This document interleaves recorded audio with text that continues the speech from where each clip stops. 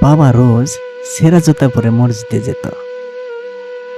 তো আমি একদিন হঠাৎ করে বাবাকে বলে উঠলাম, বাবা, ও বাবা, নতুন এক জোড়া জুতা নিলেই তো পারো।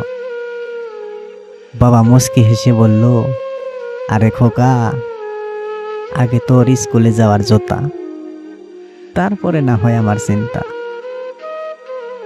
ঈদের দিন বাবা আমার হাতে এক জোড়া নতুন জুতা দিয়ে বলতেছে, এই নে খোকা, তোর শখের জুতা।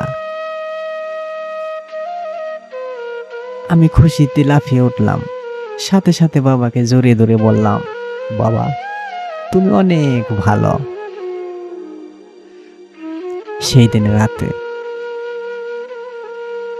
বাবার সেই পুরনো 3 বছর আগের ছেঁড়া জুতা সুই সুতা দিয়ে সেলাই করতেছে, আর বাবার গাল বেয়ে কান্না করা পানি জমিনে টপ টপ করে পড়তেছে।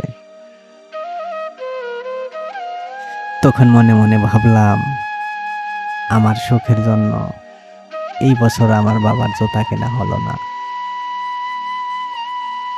বাবারা বোধহয় এমনই হয়, সন্তানের সুখের জন্য